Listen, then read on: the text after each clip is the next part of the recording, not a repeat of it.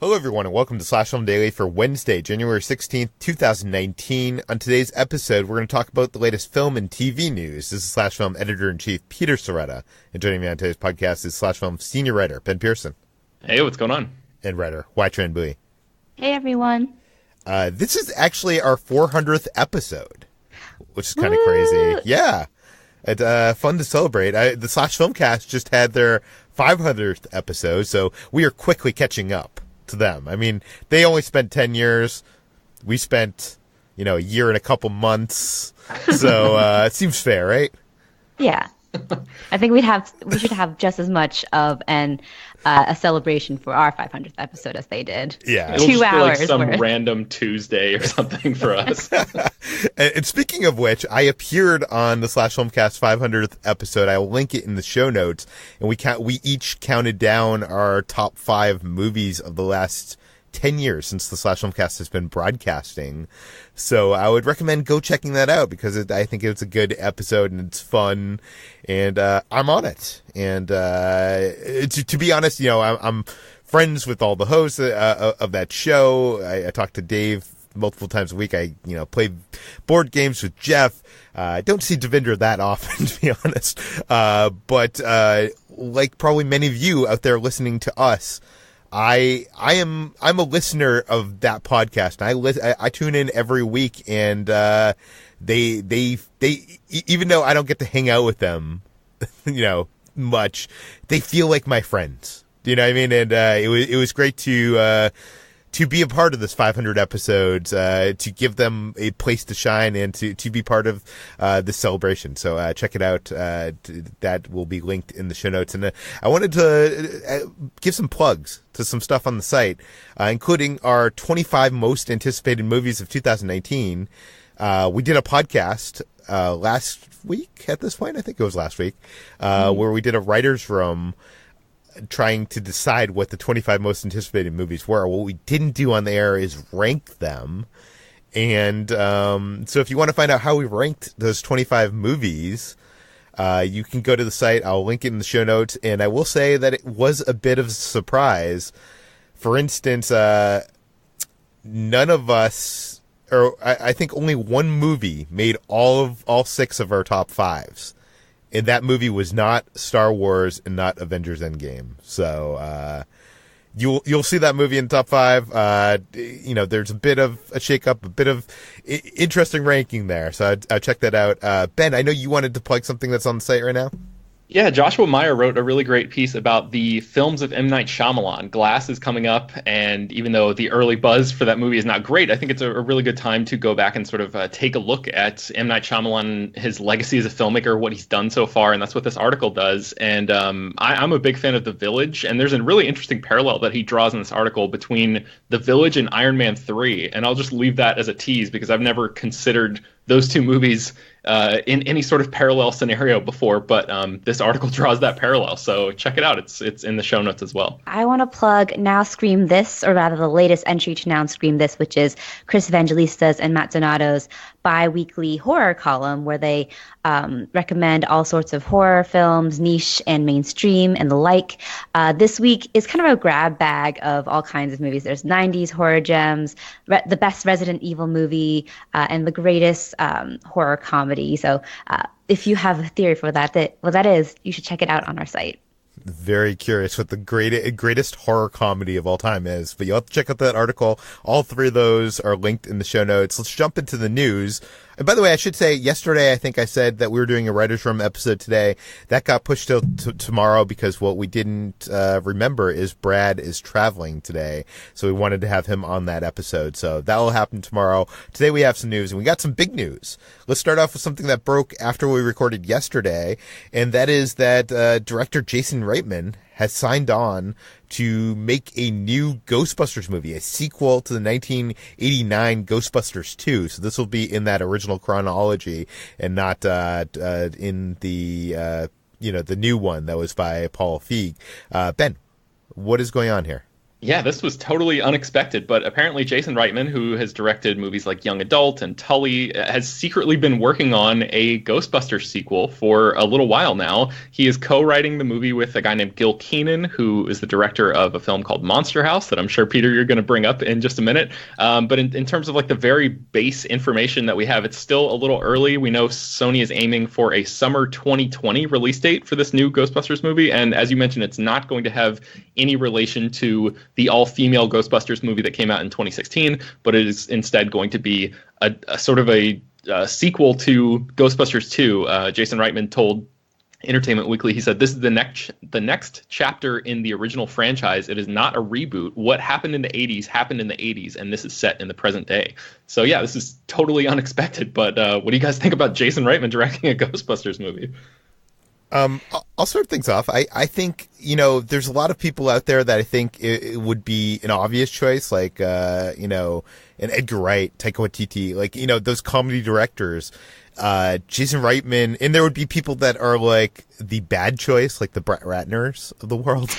I think Jason Reitman, it doesn't fall into either of those categories. He might not excite general audiences as a name because they probably haven't seen most of his work, but I think he's an interesting choice.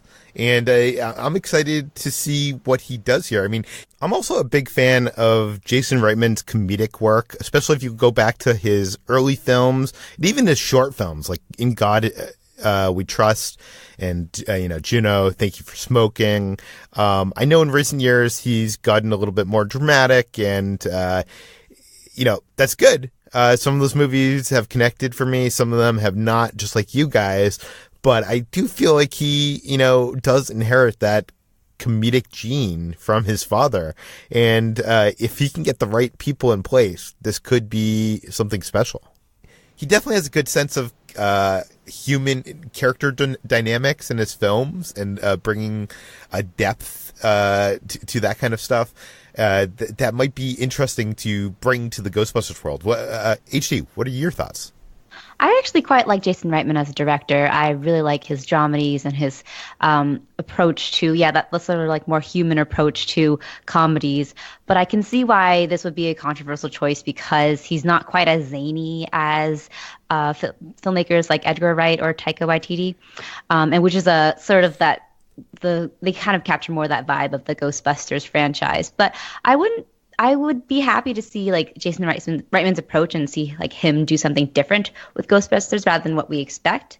So we'll see. I am intrigued by this more like, I think it's like a teen-led version of Ghostbusters, right? Yeah, Boris Kitt from The Hollywood Reporter said that the main characters are going to be 4 teenagers, 2 boys and 2 girls. And we're not sure if the original cast, Bill Murray, Dan Aykroyd, and Ernie Hudson are going to reprise their roles from the first 2 movies. It's still too early to know that, but it sounds like if they do, they're going to be in sort of supporting roles. I think Ivan Reitman, who we should mention also is Jason Reitman's father, he directed the first 2 Ghostbusters movies, said that this is going to be sort of like a passing of the torch kind of thing. So, Peter, do you want to talk about Gil Kenan, the co-writer of this? Yeah. Firstly, Chris in our Slack channel, when this came up, was saying how he thinks that they saw that episode of Stranger Things where the kids are dressed in Halloween, in their Ghostbuster suits, and that this sparked this idea. And I can totally see that. And that would worry me if it wasn't for the involvement of Gil, who directed a film called Monster House, a 2006 animated film. He directed it. It was based on a screenplay by Dan Harmon. If you haven't seen this, it was released. I think it was an Amblin Entertainment like Image Movers movie, and it really captured that like Amblin-esque kind of thing before. I know a lot of films are doing that nowadays, but this did it way before then. And it was about these kids that like went into the scary house on the street. And it's a really an enjoyable animated movie that I feel like a lot of people missed. And they also released a teaser trailer for this Ghostbusters movie online to excite fans.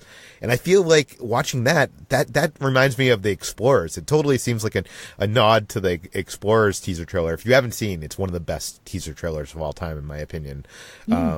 But do we know anything else about this? I think that's it at this point. Yeah.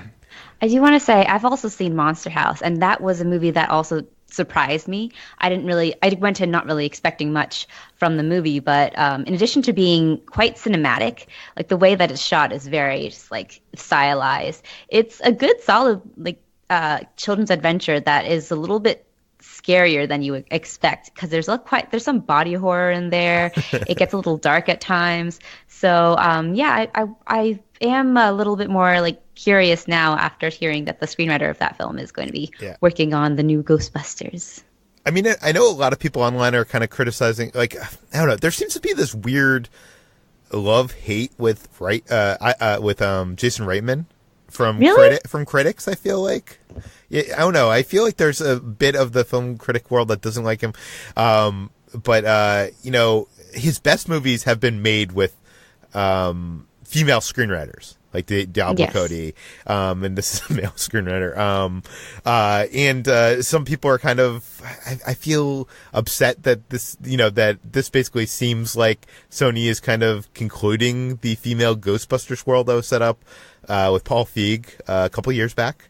But I don't know. I think it was. I remember Brad on the site wrote this whole article of how that Ghostbusters film should have been connected to the previous Ghostbusters movies, and it felt like because of it felt like that hurt the movie. I'll actually link that article in the show notes. But I almost feel like there is a way that you can connect all the stories together in a way, like a satisfying way. But I don't know. I'm a big fan of the Ghostbusters movies. HT, you were born after the second one even came out? Yeah, I was. I've only seen the first Ghostbusters movie, and I saw it in college.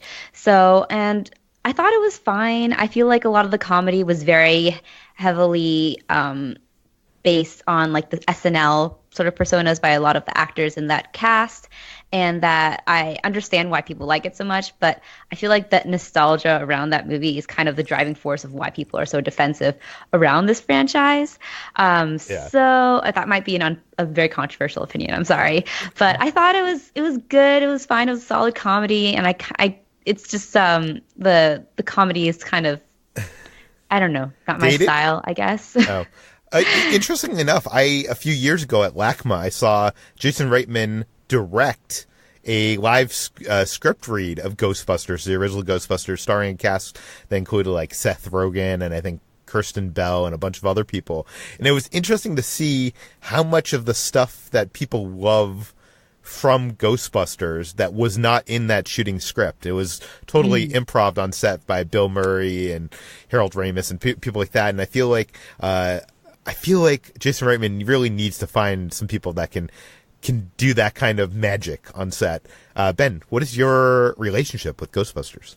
I grew up loving the original. I probably have only seen Ghostbusters 2 like once or twice, and I really liked the 2016 movie. So I'm not near the super fan that like Brad is, for example. But I'm curious to see what happens here. I'm really hoping that Jason Reitman gets Charlize Theron in there as a new Ghostbuster, because he's worked with her so many times, and they seem to have a really great working relationship. And that would just be awesome to see her like suited up with a proton pack on her back. I feel like that would be pretty great.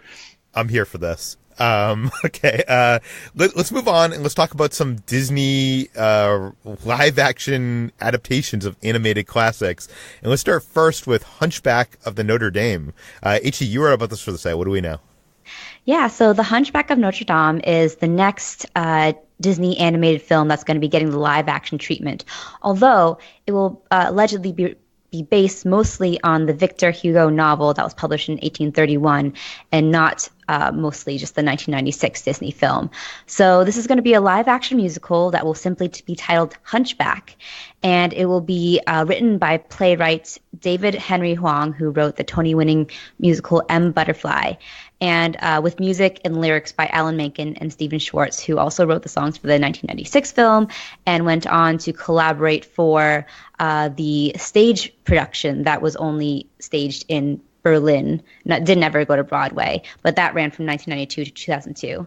So this is in development and is reportedly eyeing Josh Gad for the lead role, though no casting is currently set in stone right now. Sorry, I just realized I made a pun about Hunchback of Notre Dame because there's stone gargoyles.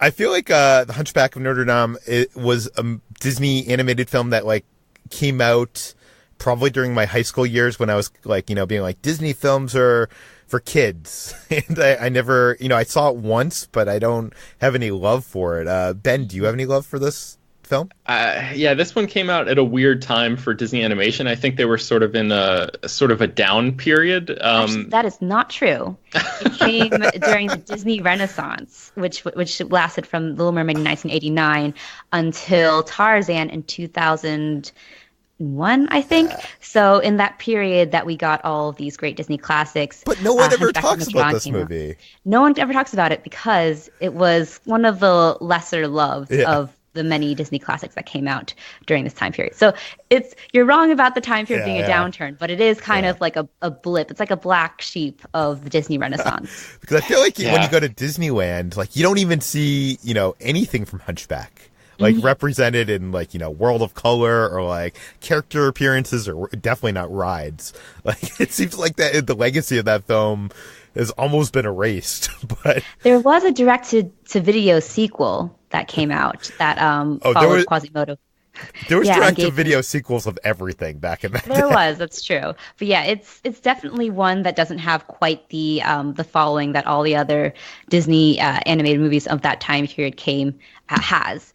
But I definitely think it's because it's a much darker movie. But sorry to interrupt you, Ben. Keep going. No, you're right. And I was just looking at the list, and for me, I think that's like Pocahontas is like the last like really solid one there. And this movie it came out in 1996 and sort of began a little bit of a slide. Like Hercules came after it, and I don't really think people talk about that movie. I know Mulan was after that, and that was like a bit of an improvement again. But then there's a lot of forgettable movies in like the Walt Disney Animation oeuvre from the early 2000s and late 90s. So I think this was part of a slump in the Renaissance. Yeah, I think it was leading into it for sure. But I don't know about that. Like Peter, what do you think about this? I don't. Josh Gad, really? I mean, I think that's the least surprising thing because Disney just loves Josh Gad. Like he's a part of everything. Like since Frozen, he's been in he was in Beauty and the Beast. He's cast in a bunch of Disney stuff. That I can't name off the top of my head because I did not look this up. But he's I don't know. Disney loves to align themselves with certain stars, and you'll see them in a lot of their films. I'm not sure. Josh Gad, for me, is better in small quantities. He's better as kind of like the side comic relief guy and not the star. And I hate saying that because he follows the site. He reads the site. He might even hear this. But I really think that's where he shines. And what do you guys think? Like, I feel like he can get annoying when it's. I think he is not totally suited towards the lead role for this film. If they're going to go in the direction that I am just like thinking that they're going to go in based on nothing. But this film, the animated film, was surprisingly dark for the time because we had, some darker moments, but for the most part, they're a little bit more family friendly. But Hunchback of Notre Dame, for example, has one song where the villain Frollo just like lusts over Esmeralda and then decides that he's going to kill her because she won't return his sexual approaches. So it's really dark, and it gets like. And of course, there's like burning and death and everything.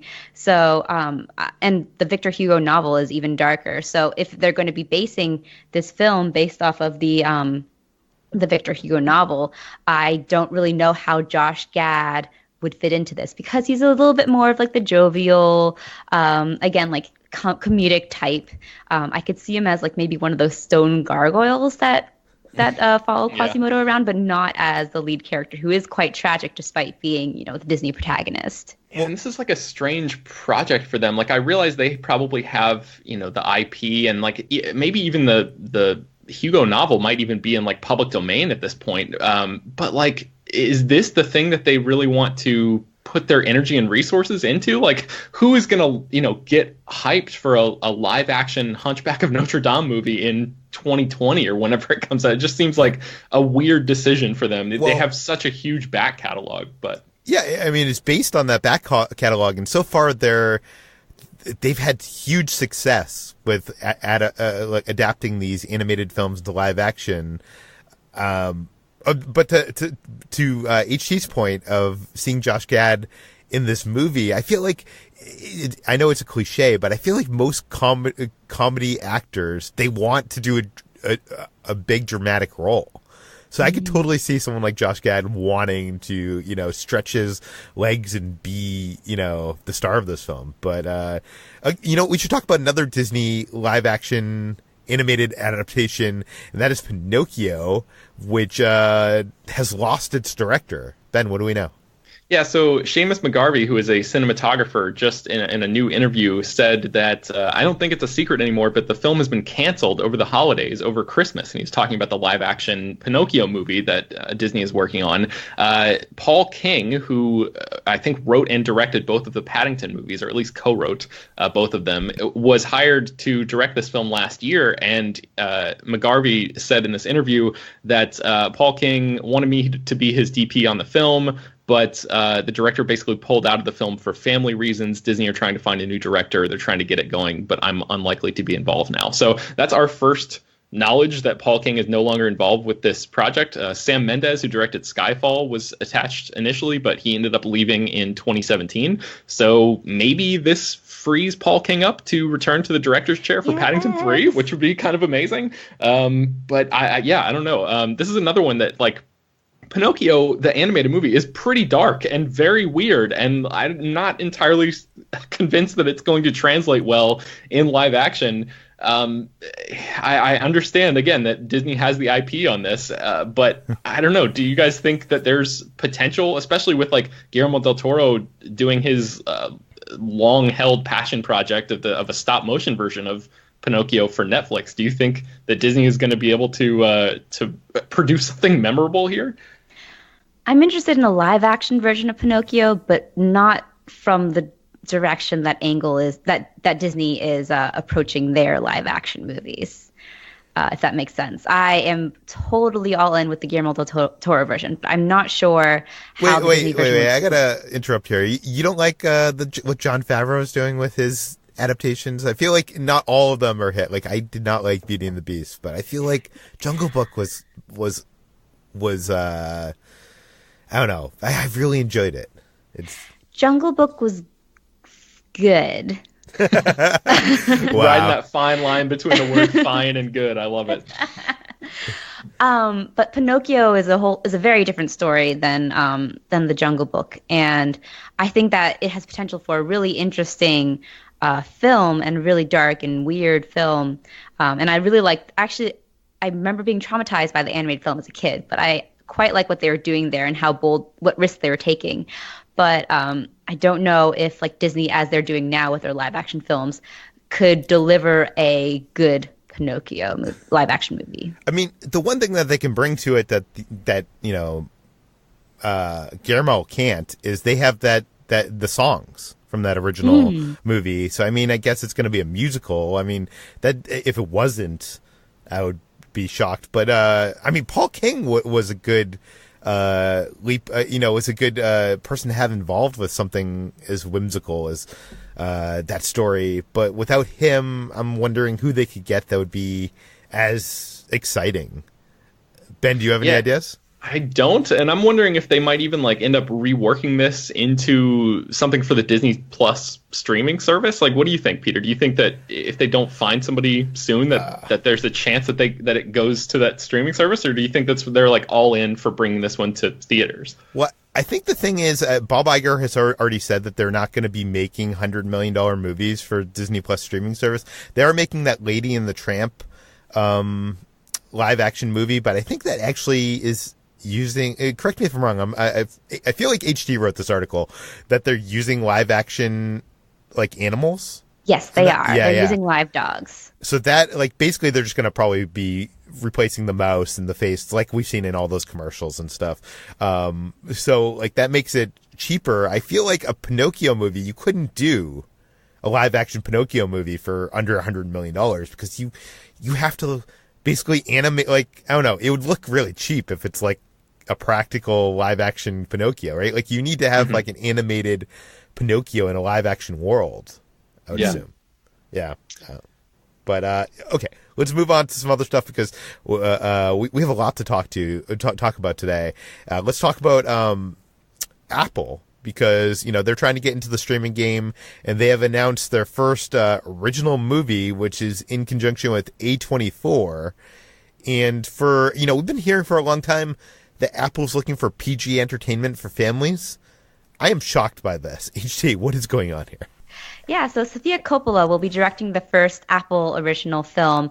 It's going to be a film called On the Rocks, a father-daughter drama, which will reunite her with her Lost in Translation star, Bill Murray, and also star Rashida Jones as the daughter in this drama. And it's a collaboration between A24 and Apple, which was a deal that they struck last year in November and will be this will be the first of many films under A24 and Apple. So, I had the same thought as you did when I was writing up the story because Sofia Coppola isn't quite known for family-friendly dramas. I don't think she's ever done a PG movie or G movie. And she be doing this film under Apple kind of suggests that it won't be under their whole family-friendly stance that will ban sex, violence, or risque content. So maybe I wonder if this will only apply to their TV shows, their whole family-friendly stance, and not their original films. Ben, does this make you excited, finally, for Apple's TV service? Yeah, do we know like whether or not this is going to be? I mean, we don't know anything about the rating, right? But just like it just because of the people involved, it sounds like it's going to be more of a sort of an adult kind of thing. Is that right? Is that we're just sort of like making that leap? Yeah, just based on the people involved, because Sofia Coppola is just it's definitely a little bit more of an adult director. Yeah, I agree. Sense. And I mean, she's made some really great stuff and then some stuff that I've found like almost unwatchable at the same time. So I'm very mixed on her as a director, but Bill Murray and Rashida Jones, that's an exciting pairing. They worked together in A Very Murray Christmas, which came out in 2015, if you guys remember that. On Netflix. Yeah. So seeing those guys work together or those actors work together, I think there's definitely some promise there. Again, I'm still like very curious to see how Apple ends up, releasing all of this stuff. They've talked a little bit about how some of this stuff is going to be available on Apple devices. Like, are we going to be seeing this in movie theaters? What's their approach going to be? Are they going to be, maybe just releasing it straight to iTunes and having people pay for it? What do you think their strategy is like, Peter? I don't know what their strategy is. I don't know what they're doing. They should have just bought Netflix when they could have afforded it. I will say this, that I loved Sofia Coppola's first couple films, like Virgin Suicides. I still watch. Lost in Translation was my favorite of that year. I love Bill Murray. I watch him in anything. Like, I feel like he elevates and makes even if the movie's not good, he elevates. Like, he's worth seeing. He makes the movie worth seeing, and I'm curious about this film. I'm curious what Apple is doing, but until we know more, it's hard to speculate on this one. So we should probably move on because we got so much to cover here, and I know there's been some discussion online of how long this podcast should run. So we're going to try to keep it short. But I do want to talk about the Star Wars news, because Adam Driver recently gave an interview where he basically said that he was told where Star Wars Episode 9 would end up before even beginning filming on Star Wars The Force Awakens. Ben, what do we know? Yes, so in an interview with Deadline, Adam Driver said, with Girls, the HBO show that he was on, there wasn't really an end in sight, so it was fun to develop as I went and to think about where it was all going. With Star Wars, I had one piece of information of where it was all going, and that's where it has been in my head for a long time, and things were building towards that. So that set off like a ton of alarm bells for us of like, wait, what the hell is going on here? He knows what's happening because, we've talked to Rian Johnson a lot, the writer-director of Star Wars The Last Jedi, about how he was essentially given a blank slate when he came into that sequel. And J.J. Abrams may have had some ideas, but he didn't dictate them to Rian Johnson. So it seemed like he sort of had the freedom to work on that movie however he saw fit. But now that J.J. Abrams is back in the driver's seat for the upcoming Star Wars Episode 9, it seems like he's probably going to want to incorporate any of those early ideas that he may have had to round out this trilogy. So maybe it's just a case of like everything working out out great, everything coming up Abrams, I guess. Yeah.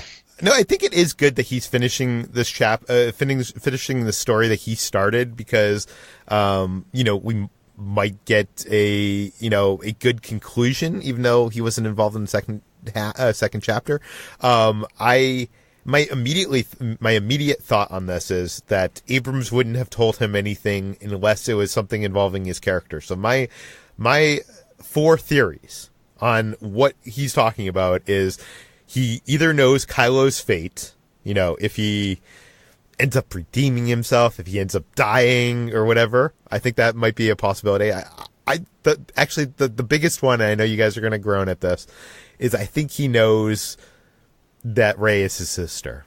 I think that's what he was told by Abrams. I could be wrong there. I know. But I also do think that was what Abrams was going for in the beginning. And if you watch that film, and especially Kylo's that line, he says, "What girl?" and stuff that he seems to know something about her that we don't know. And thirdly, well, sucks for all the Reylo shippers. I know. I don't think they're going to get together no matter what, anyways. But it could also have something to do with Snoke, even though he's dead. Maybe we could learn something about him. I mean, I know that's getting nerdy and people think that we're probably going to go past him, but I think there's going to be something to do with him in this final chapter. And fourthly, I think the Knights of Ren they should come back because, I mean, they mention them and then it's never mentioned again. But I'm betting on it's Rey's heritage. What is your bet? What is my sorry? I'm what? What is your bet? Like, what do you think he's talking about here? Do you think it's any of those items? I mean, I have this sinking suspicion that you're probably right. I hope it's not that case because I like the idea of Rey coming from nothing and being a nobody and rising to be a hero anyways. But considering what the seeds that J.J. Abrams planted in Force Awakens, I do get the feeling that that'll be the case. Ben, how about you? I'm right there with HT. I just remember that when Matthew Fox, who was the star of Lost, said for years that he knew how the show was going to end. And it turns out that all he really knew was the last shot of the show, which is a close-up of his character's eye closing, which is a mirror of the opening shot of the series. So it turns out he didn't really know that much. So I'm hoping that Adam Driver just knows, some slight insignificant detail that everything is building towards and not necessarily a huge reveal like that, because I would be very disappointed if that's what ends up happening. But like HC, I also have that sinking feeling. I feel like that might actually come true. Well, you also have to think about it. Why would JJ tell him this thing? Unless it's like, he's sharing these scenes with Rey. He has these lines like that, what girl and stuff like that. Maybe it has to be something he needs to know to have that performance. Do you know what I mean? Right. Yeah. I don't know. That's my suspicion. I could be wrong. But we have reached the end of today's SlashFilm Daily. HT, where can we find more of your work online? You can find me every day at slashfilm.com, and I'm on Twitter at Hoai-Tran Bui. Ben, where can we find more of your work? You can find me writing at slashfilm.com as well, and you can find me on Twitter and Instagram at Ben Pears. You can find me at SlashFilm on all social media. You can find all the stories we talked about today on SlashFilm.com and linked in the show notes, including those features we mentioned at the start. This podcast, SlashFilm Daily, is published every weekday on iTunes, Google Play, Overcast, Spotify, all the popular podcast apps. Please feel free to send us your feedback, questions, comments, concerns, or life advice from Chris to Peter at SlashFilm.com. Hopefully we'll be getting to that again soon now that we're past all the end of the year features. And please head over to our iTunes page, give us a 5-star review, tell your friends, spread the word. We'll see you tomorrow.